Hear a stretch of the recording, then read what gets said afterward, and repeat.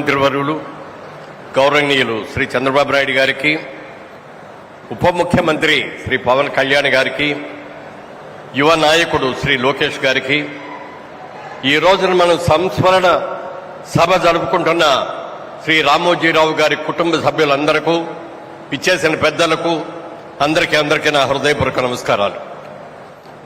కృషి, దీక్ష, పట్టుదల ఉంటే మనిషి సాధించలేనిది లేదు అనేది 100% రుజువు చేసిన వ్యక్తి శ్రీ రామోజీరావు గారు.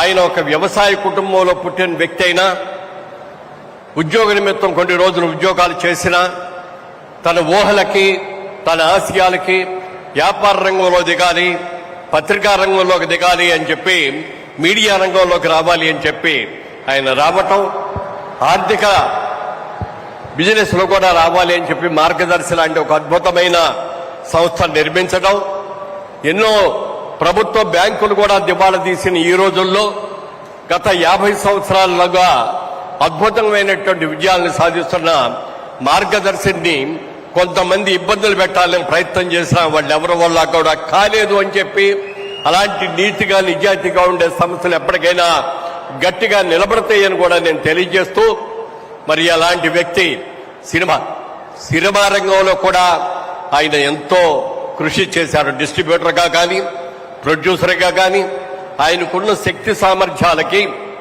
పెద్ద పెద్ద హీరోలందరినీ బుక్ చేసి అతిపెద్ద బడ్జెట్లో కూడా సినిమాలు తీయగలడు. కానీ ఆయన ఒక్కటే ఆలోచించాడు, పెద్ద హీరోల దగ్గరికి వెళ్ళటం కాదు, కొత్త వాళ్ళతోటి, చిన్న వాళ్ళతోటి సినిమాలు తీసి సమాజానికి పనికొచ్చే, సమాజాన్ని మేల్కొల్పే లాంటి చిత్రాలు తీయాలని చెప్పి అద్భుతమైన చిత్రాలు నిర్మించిన సంగతి కూడా మనందరికీ తెలుసు. అలా తెలుగు భాష గురించి, తెలుగు భాష ఇంగ్లీష్ భాషతో సంకరమైపోతోంది, మన తెలుగు భాషను చక్కగా నిలబెట్టుకోవాలి అని చెప్పి తెలుగు భాష ఉన్నతి కోసం ఎంతో కృషి చేసిన వ్యక్తి శ్రీ రామోజీరావు గారు.